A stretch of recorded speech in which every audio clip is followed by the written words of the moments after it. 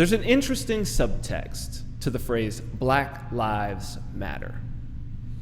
It's not something that I personally would ever post as a hashtag, and certainly not a group that I support. But as a Black American, my father Black, my mother Mexican, and as someone who attended a historically Black university, I do know that historical subtext. It's played itself out in this country in many different ways. Slavery and the dehumanization of people being a prime example, but even those paragons of philosophical virtue, the founding fathers, in the initial draft of the Constitution, for the purposes of the census, Black people in the South, slaves, were counted as 3/5 of a person. So you got 5 slaves, that's 3 people in the census for apportioning out members of Congress. Can't get much more dehumanizing than that. And so these activists, I can see why they would call back to that and say, yes, this is what's happening. There's some group, racist group of police officers or a racist system that is still dehumanizing Black people. Is there some of that going on? Perhaps. But I'd like to present another perspective, an anarchist perspective. And I think within this, and I want to tread very carefully, I'd like to point out the thesis, the idea, that no amount of protesting, no amount of tweeting, no amount of Facebook posts or blogs is going to stop or curtail the additional violence that's about to come. Because this violence isn't based on race. No, obviously, this is all happening during the term of America's first Black president. We've come a long way in terms of race. Still a ways to go, but I think with this coming generation, we've pretty much knocked that issue out as much as it's going to be knocked out. I mean, humans are going to be humans, and there's always going to be fucking idiots, right? You're not going to completely eliminate racism, just like there's people out there. I mean, look, you jump off this YouTube video and go search flat Earth, and you're going to find thousands of videos of people trying to make the argument that the Earth is flat, still, in 2016. If we can't eliminate the flat Earth, and we still got people vehemently defending that in brand new YouTube videos, I think it's very unlikely that we're going to eliminate racism, which is, in some ways, at least on terms of tribalism, it's built in to the human DNA. But what I want to talk about is dehumanization. But it's not the dehumanization of Black people in particular. It's the dehumanization primarily of the police. And you can't dehumanize a particular group of people and then expect them to exhibit great humanity when dealing with others. The requirements for most police departments in the United States: 21 years of age, U.S. citizen. Then most departments, the vast majority, have no criminal record, obviously no felony, no misdemeanors. A lot of them have something like a clean driving record, no DUIs. But virtually all of them have restrictions on drug use, and most of those have never used illicit drugs in your entire life. Now, the statistics are that about half of adult Americans have used illicit drugs at some point in their life. And most departments, in dealing with this requirement, don't do polygraph tests, don't do lie detector tests. to find out if this person has or has not ever used them. But they do make them applicants sign a sworn affidavit. So basically, to say and sign under oath and say that they have never used illicit drugs under penalty of perjury. Now, logic and just common sense would tend to tell you that you're not just gonna get people who have absolutely never used drugs. Some percentage of those people who are going then from applicant into the police academy have used drugs before, but yet they were willing to commit perjury, to lie under oath when it served their purpose. So that's a very interesting population to start with, and perhaps this is something for you to think about a little further, that there is some percentage, guaranteed, there is some percentage of the police department who, before they even became cops, during their application process, were already lying under oath when it benefited them. Now, considering the fact that every citation that you get from a police officer is under oath, every report that they file on an arrest is under penalty of perjury. It's under oath. And if you go to trial, that officer is going to get on the stand and be under oath. That's something that police officers do every day. They sign documents under the penalty of perjury, under oath. Every ticket. And some percentage of them, it would be hard to know what percentage, but I mean, if it's smaller than 10 to 15%, I would be shocked. But that's 1 in 10 officers before they were even officers have basically shown that they were willing to lie under oath. That's just looking at numbers, man, and common sense. But then let's deal with the others. And this is where the dehumanization sets in. The other population, the ones that told the truth, have never done any drugs. And yet, some huge percentage of their dealings and arrests are going to be drug related. They're going to be dealing with individuals who it is known from the jump, before they've even become police officers, that they just simply cannot relate from lack of experience to this individual. The other thing we know, this person's never spent any time in jail. And anybody who's ever even been in lockup overnight, maybe for a drunk in public, maybe for a disturbing the peace, anybody who's ever had a DUI, you're probably a good person. Otherwise, wound up in a fucked up situation or wound up in jail. Jail fucking sucks. But these are individuals who have never spent any time there. They're divorced from some huge percentage of the population that they're going to deal with right away. Now then, let's talk about another thing.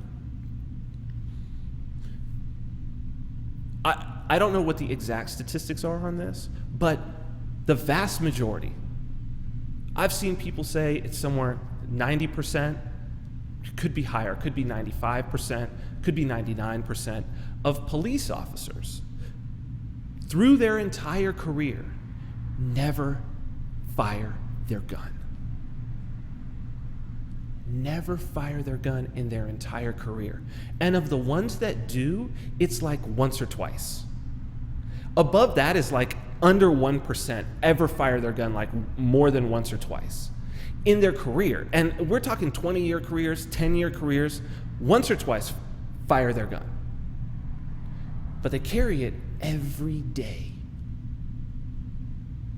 And the training, for instance, for a traffic stop, if you talk to any police officer, they will tell you that the training around a traffic stop is that the traffic stop is the most dangerous It's the most dangerous time for a police officer. The most dangerous time for a police officer. Now, here's the thing. When police officers do fire their weapon, it's because their life is in danger and they're being either fired at, someone's attacking with a weapon, attacking them. That's when they pull their gun and they fire. Now, pulling your gun is something different, and we'll talk about that. But that's when they pull their gun and fire. That their life was in imminent danger. So if 95% go through their entire career never firing their gun, how truly dangerous is the world that they're walking through? Now, the argument would be made, well, the reason why we don't have to fire our gun is because we have the gun. So, intimidation. But that's interesting. It's to say, if you did not have the gun, then people would not respect you in the way that they do.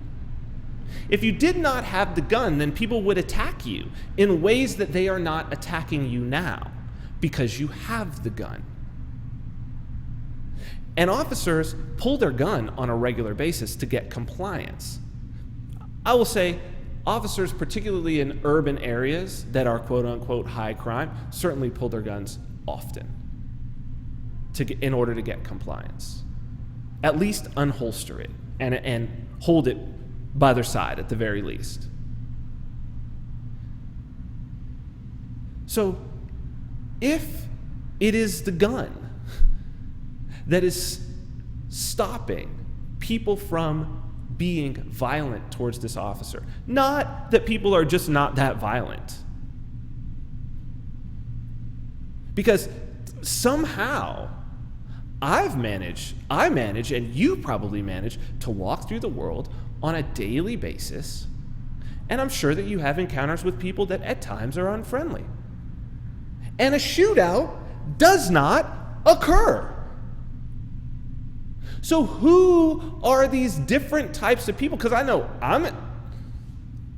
plenty of people who got speeding tickets. I've gotten speeding tickets myself.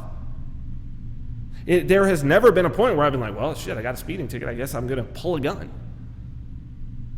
Like, I've never been that mad. It's just not a part of my makeup, and I think I'm in the majority here.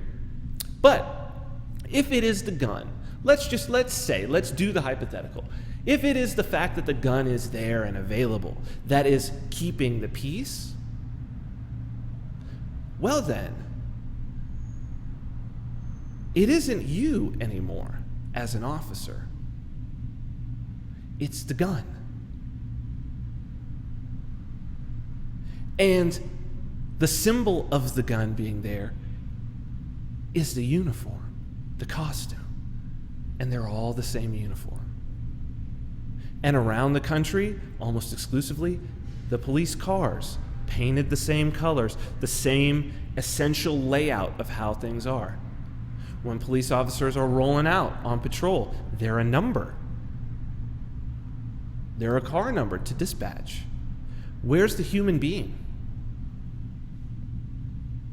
Where's the human being? There's a gun. There's a uniform. There's a number. But where's the human in all of that? Because the human is a critical thinker. The human has empathy.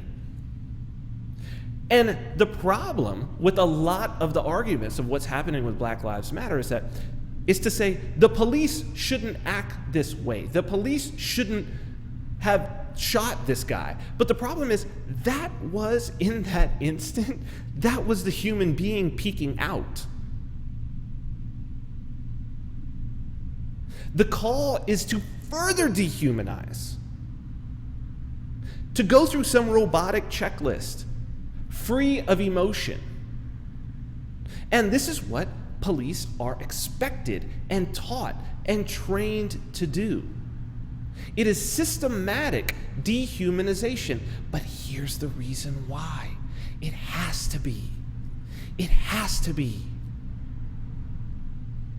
Because it takes a lot It takes a whole hell of a lot for someone who has even a modicum of compassion, who has even a modicum of empathy, to put some 16-year-old kid in handcuffs and haul him off to jail, start him off with a criminal record because he's got some weed in his pocket.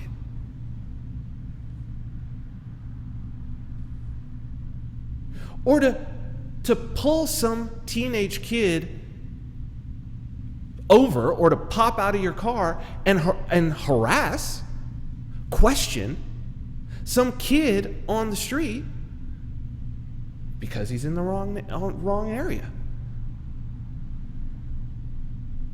People just don't do this. We don't separate ourselves that far away from each other by nature, but the system is already set up. The state has to set it up like that. It has to pull from a pool of people who have been pre-selected to be already separated out from some huge percentage of their comrades. And then they go and separate them out further. They put them in a costume that no one else would wear walking around. No one else would wear that outfit walking around. I mean, in terms of just style of dress, a police uniform is absolutely ridiculous looking. I mean, it's a uniform, but I mean, it's ridiculous.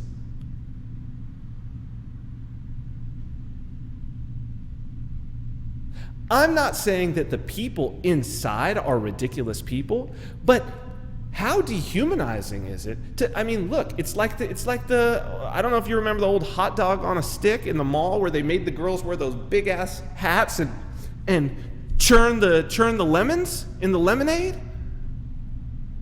It's dehumanizing.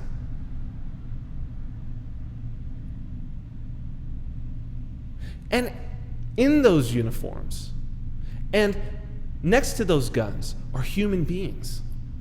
And they're human beings who, in the course of doing their duty for the state, are not allowed to think critically. They're not allowed to question if the law that they're enforcing is unjust. They're not allowed to do that. They sign up saying, I'm not allowed to do that. They're not allowed to think critically.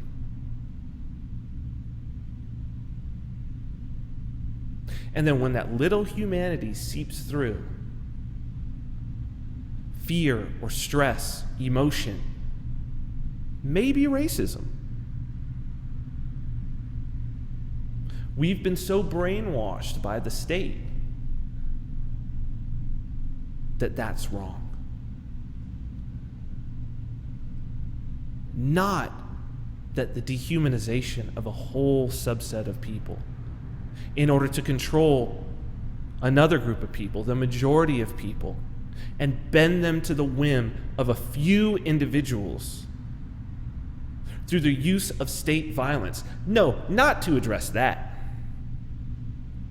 Let's talk about racism, because it's gotta be that. Never mind what's right in front of your eyes. If we want a peaceful world, it's going to take humanity. We're going to have to start treating people as people, not as tools.